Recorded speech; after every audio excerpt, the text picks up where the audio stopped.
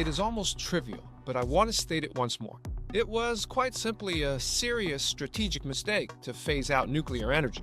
If you were going to do it, at the very least, you should have kept the last remaining nuclear power plants in Germany online 3 years ago, so that we would at least have the electricity generation capacity we had at that time. This way, we're now making the most expensive energy transition in the entire world. I don't know of any other country that makes it as hard and as expensive for itself as Germany does. We've inherited something here that we now have to correct, but we simply have too little electricity generation capacity.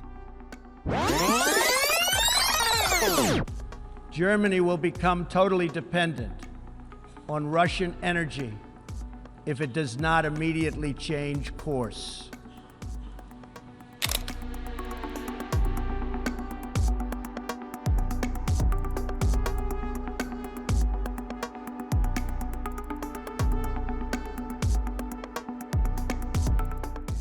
German Chancellor Friedrich Merz says Berlin's exit from nuclear energy was a serious strategic mistake that weakened Germany's power security. Speaking at a business conference in Saxony-Anhalt, Merz sharply criticized past governments for shutting reactors too fast. He said Germany should have kept its last nuclear plants online 3 years ago to preserve stable electricity capacity. Merz argued that the closures left Europe's largest economy short on reliable power during major global crises. He called Germany's energy transition the most expensive in the world, saying no other country makes it so hard. According to Merz, ambitious climate goals were set without ensuring enough generation capacity to support them. He accused previous leaders, including Angela Merkel, of pursuing policies that ignored long-term energy realities. It is almost trivial, but I want to state it once more. It was quite simply a serious strategic mistake to phase out nuclear energy. If you were going to do it, at the very least, you should have kept the last remaining nuclear power plants in Germany online 3 years ago, so that we would at least have the electricity generation capacity we had at that time. This way, we're now making the most expensive energy transition in the entire world. I don't know of any other country that makes it as hard and as expensive for itself as Germany does. We've inherited something here that we now have to correct, but we simply have too little electricity generation capacity. We need to improve this quickly now. The power plants are supposed to be built. As I said, the approval is about to happen, all the necessary documents have been exchanged, and then we can get started. Then the tenders can go out, and then construction can begin. By the way, construction can also take place at the old sites. The old grids can also be used. That was different under the previous government. They wanted to redo everything. They didn't want to allow the old sites. They didn't want to allow the old gas grid, but instead wanted to build a completely new hydrogen network. We're not doing that now. We can build on old sites. We want to ensure power capacity quickly. Of course, with wind and solar, but sometimes the sun doesn't shine and the wind doesn't blow, and that's when you need alternatives. Do we need baseload capable power generation? And that's exactly our goal. That's what we want to achieve quickly. During last year's election campaign, Merz repeatedly attacked the Green Party's energy strategy as ideological. He said green policies were inefficient, costly, and disconnected from industrial and economic needs. Rather than reviving old nuclear plants, Merz supports exploring next-generation nuclear technology. He specifically pointed to small modular reactors as a possible future option for Germany. Germany shut down its final 3 nuclear reactors in April 2023, ending more than 60 years of nuclear power. The phase-out decision was originally made in 2011 after Japan's Fukushima nuclear disaster. Public support for nuclear power declined as Berlin pushed to expand renewable energy sources. However, Russia's 2022 invasion of Ukraine exposed Germany's vulnerability to energy price shocks. With gas supplies strained, Germany temporarily restarted coal-fired power plants to avoid shortages.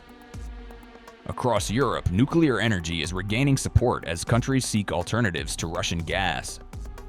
Several nations are planning new reactors to secure long-term electricity generation. Germany aims for renewables to supply 80% of power by 2030 and carbon neutrality by 2045. In 2018 UN speech, US President Donald Trump had warned Germany it would become dependent on Russia, a warning many now revisit. However, German officials mocked Trump's claim at the time. By 2022, Germany was facing an energy crisis and had to ramp up coal use to reduce reliance on natural gas. As my administration has demonstrated, America will always act in our national interests. I spoke before this body last year and warned that the UN Human Rights Council had become a grave embarrassment to this institution, shielding egregious human rights abusers while bashing America and its many friends.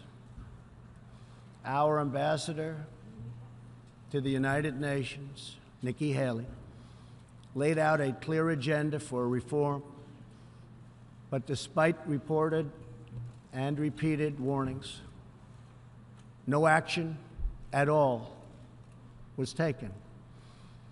So the United States took the only responsible course. We withdrew from the Human Rights Council, and we will not return until real reform is enacted. For similar reasons, the United States will provide no support in recognition to the International Criminal Court. As far as America is concerned, the ICC has no jurisdiction, no legitimacy, and no authority.